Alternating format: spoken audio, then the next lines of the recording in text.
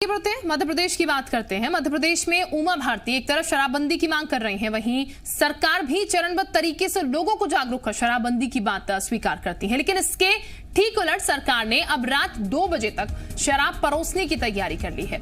Shivraj cabinet के फैसले के अनुसार अब होटल्स में बार के साथ साथ अब परिसर के पार्क में भी शराब मिल सकेगी। इसके लिए होटल को 10,000 रुपए का चार्ज देना होगा। इसके साथ रेस्टोरेंट, होटल, रिसोर्ट, क्लब और बार शर्तों के साथ रात 2 बजे तक खुल सकेंगे। इसके लिए उन्हें हर दिन का 5,000 रुपए चार्ज देना होगा। कलेक्टर से परमिशन लेकर साल में 8 बार ही ऐसा किया जा सकता है। राहुल इस वक्त हमारे साथ ज्यादा जानकारी के साथ जुड़ चुके हैं। राहुल, एक तरफ शराबबंदी की बात बार बार सामने आती है, ये कहा जाता है कि शराब पसंद नहीं है, बंद करना चाहते हैं, बट राजस्व कहीं ना कहीं आड़े आ जाता है। लेकिन अब इस तरीके के निर्देश तो दिए गए हैं कि अगर 2 बजे तक भी शराब परोसना चाहते हैं तो फिर एक्स्ट्रा चार्ज आपको देना होगा। ये फैसला किस तरीके से देखें?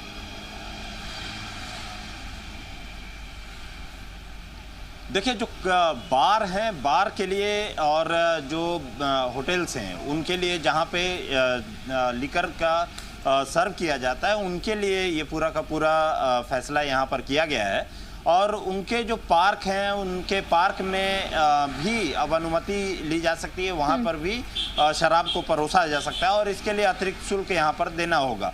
और इसके लिए बाकायदे जो कलेक्टर से है, वो कलेक्टर से यहाँ पर अनुमति लेने के बाद ही इसके यहाँ पर डिसाइड किया सकता है कि कलेक्टर की अनुमति लेनी होगी और उसके लिए अतिरिक्त शुल्क पर डे के हिसाब से वहाँ पर देना होगा। तो मतलब कि यदि जो बार का एरिया है, बार का एरिया के साथ साथ जो पार्क का एरिया है, पार्क के एरिया में भी वहाँ पर आप शराब परोसने की वहाँ अनुमति दी जाएगी और सरकार के द्वारा दी गई है, जिसमें कि अनुमति दे दी गई जो कल कैबिनेट के उसमें, और अब वहाँ पर भी शराब यहाँ परोसा जा सकता है।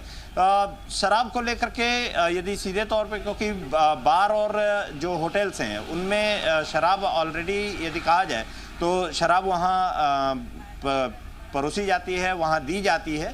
लेकिन जो उसका एरिया है, उसके एरिया को यदि कहा जाए तो कवर एरिया को बढ़ाया गया है और उस एरिया को कवर एरिया को यदि बढ़ाने की अनुमति उनको लेनी होगी, जो भी बार के जो लाइसेंस धारक हैं या जो होटल जो शराब परोसते हैं उनके लाइसेंस धारक, और वहाँ पर उसमें उन्हें परोसने के लिए लाइसेंस लेने के साथ साथ लाइसेंस जो रहता है उसमें उसके लिए अतिरिक्त शुल्क यहाँ पर सरकार को अदा करना होगा। यहाँ चलिए राहुल, रोकना चाहेंगे कांग्रेस से ब्रजेंद्र सिंह राठौर साहब इस वक्त हमारे साथ जुड़ चुके हैं। बहुत स्वागत ब्रजेंद्र जी आपका जी मध्य प्रदेश छत्तीसगढ़ पर।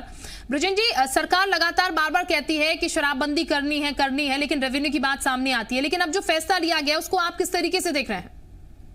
देखिए, जनता के सामने कथनी और करनी का अंतर यही दिख रहा है। जब मैं खुद एक्साइज मिनिस्टर था तो यही सब लोग इतना ज्यादा बढ़ चढ़ के बातें करते थे, जबकि मैंने कोई ऐसा न नियम बनाया था महिलाओं के मामले में, न समय बढ़ाने के मामले में, लेकिन अंदाज से ही जो है ये बड़ा भारी विरोध करते थे।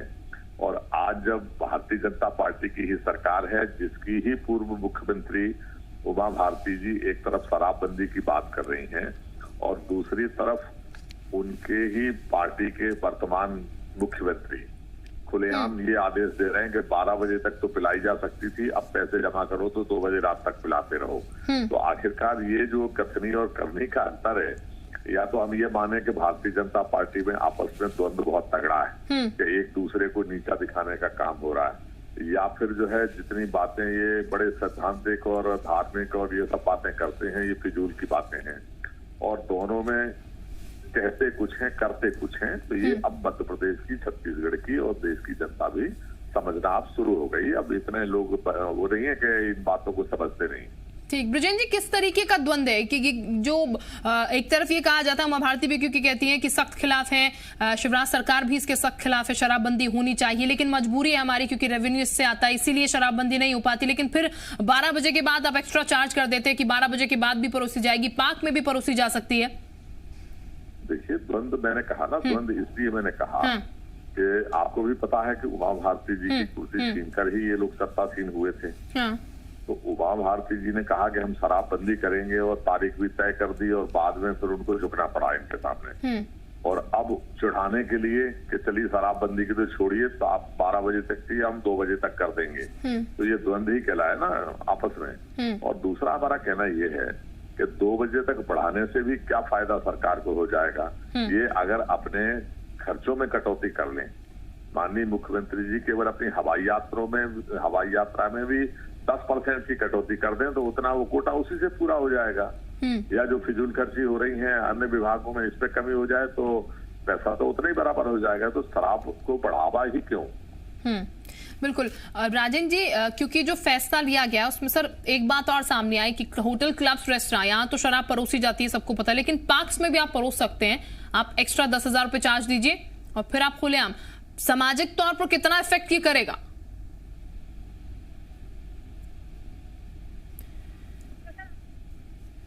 चले ब्रिजेंद्र जी के पास मैं जाऊंगी। इस वक्त यशपाल सिसोदिया हमारे साथ जुड़ चुके हैं बीजेपी से। यशपाल जी, बहुत स्वागत।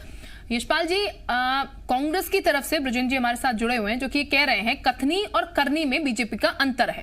कहते कुछ है, कर कुछ रहे हैं। यशपाल जी, आवाज मिल रही है आपको मेरी? जी बताइए। जी यशपाल जी, ब्रिजेंद्र जी मेरे साथ जुड़े हुए हैं। वो कह रहे हैं बीजेपी की कथनी और करनी में फर्क है, क्योंकि वो कहते कुछ है शराब को लेकर, लेकिन जो कर रहे हैं वो बिल्कुल उससे इतर है।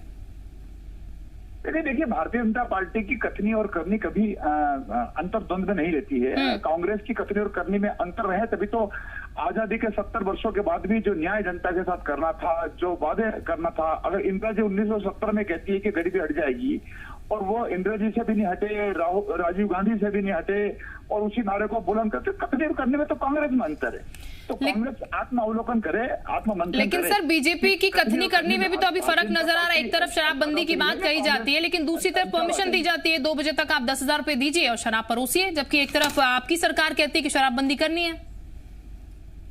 नहीं, देखिए, शराबबंदी को माननीय मुख्यमंत्री जी ने हमेशा कहा है कि वातावरण के साथ कम होगा, इसको दंडात्मक प्रक्रिया के माध्यम से। और जिन प्रदेशों में हम भी कह रहे हैं कि जिन प्रदेशों में शराबबंदी है, क्या वहाँ बिहार में शराब नहीं जा रही क्या, गुजरात में नहीं जा रही क्या, इसकी बजाय जनजागरण पैदा करना पड़ेगा, लोगों को मोटिवेशन पैदा करना पड़ेगा, लोगों को बताना पड़ेगा कि शराब है खराब और उसको लेकर। ठीक, तो इसलिए सर 2 बजे तक शराब परोसे बनाना पड़ेगा। ठीक, तो यार यशपाल साहब, मतलब इसका मतलब ये है कि जागरूकता लानी है, 2 बजे तक शराब परोसे और पार्क में भी शराब परोसे, पैसे दे दीजिए, पार्क में भी शराब परोसी जाएगी, लेकिन पैसे देने पड़ेंगे। यशपाल जी, जी आप ही से पूछ रही हूँ सर मैं सवाल।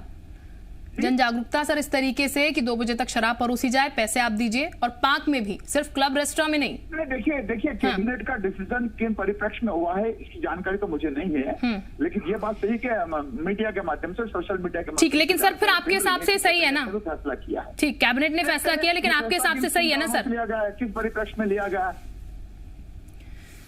सर मैं वही पूछ रही हूँ आपसे, जिस भी परिप्रेक्ष्य में फैसला लिया होगा, फैसला लिया जा चुका है, मैं आपसे पूछ रही हूँ ये फैसला आपके हिसाब से सही है? देखिए, सरकार ने कोई भी फैसला किया होगा तो सोच समझ करके ही किया होगा। ठीक, ब्रिजेंद्र सिंह जी, यशपाल साहब जो कह रहे हैं सरकार ने फैसला जो भी किया होगा ठीक ही किया होगा, ये किस तरीके से आप देख रहे हैं? क्या वाकई में ये जायज है? पार्क में भी आप शराब परोस रहे हैं, जबकि अब तक हम ये सुनते आते थे कि रोका जाएगा, इस पर कार्रवाई होती थी, लेकिन अब आप पैसे दे दीजिए और फिर आप पार्क में भी शराब परोस आएंगे। रेस्टोरेंट और क्लब में तो अभी तक हमने सुना था कि शराब परोसी जाती है, लेकिन पार्क में तो पाबंदी थी। देखिए, यशपाल जी की मजबूरी, ये दिल से नहीं कह रहे। अगर अंतरात्मा से पहले हाथ रख के करेंगे तो इनके मुंह से भी यही बात निकलेगी कि नहीं, ये निर्णय गलत है और सरकार के खिलाफ इनको बोलना चाहिए। लेकिन मैं समझता हूँ इनकी मजबूरी को, ये चाह के भी बोल नहीं सकते, लेकिन सच्चाई तो यही है, दुनिया तो यही कहेगी कि ये कदम जो उठाया है वो अच्छा नहीं है, और न कुछ मतलब पैसों के लिए अगर ये कदम उठा रहा है तो और ही अच्छा नहीं है। जहाँ तक जन जागृति का सवाल है, तो ये तो मैं भी कहता हूँ, उमा भारती भी जन जागृति पैदा करना चाह रही थी, तो फिर रोक क्यों लगा दी? या जो सामाजिक संगठन ऐसे हैं जो जन जागृति पैदा करते हैं, तो उनकी बात सुन कौन रहा है? तो ये कहना और करना, इसलिए मैंने आपसे कहा, जहाँ तक कांग्रेस का सवाल है, देश की आजादी का हमारे भाई ने अभी बोला, तो आज जिस सड़क पर जा रहे हैं, जिस अस्पताल में जा रहे हैं, स्कूल में पढ़ के बड़े हुए हैं, वो कांग्रेस पार्टी की समय की ही सब कुछ है। ऐसा नहीं है, जिस देश में सुई नहीं बनती थी और उस देश में हवाई जहाज बनाना और मिसाइल बनाना शुरू किया, तो वो कांग्रेस के टाइम में किया था। आपको भी मालूम है और पूरे देश को मालूम है। तो खैर, जो पुराना हो गया उसको छोड़िए। नए सिरे से ये है कि ये जो निर्णय है वो जनहित में ठीक नहीं है, इसको सरकार को वापिस लेना चाहिए। इससे न तो कोई जन जागृति पैदा हो रही है और न किसी का फैलाव हो रहा है। अब 2 बजे तक भी लोग सड़कों के ऊपर घूमेंगे तो आप समझ सकते हैं कि बिल्कुल ब्रजेश जी, तो ऐसे समय में जब कोरोना की बात हो रही। बिल्कुल सर, जो तर्क दिया जा रहा है वो तर्क किस तरीके से वर्क करेगा ये जरूर आने वाले समय में पता चलेगा, क्योंकि कैबिनेट की तरफ से फैसला ले लिया गया और यशपाल जी कह रहे हैं कि इन परिप्रेक्ष्य में भी भला ही ये फैसला लिया गया हो, लेकिन फैसला जो है वो सही है। बहुत शुक्रिया ब्रजेश जी आपका हमारे साथ जुड़ने के लिए। इसके साथ यशपाल जी आपका भी बहुत शुक्रिया हमारे साथ जुड़ने के लिए।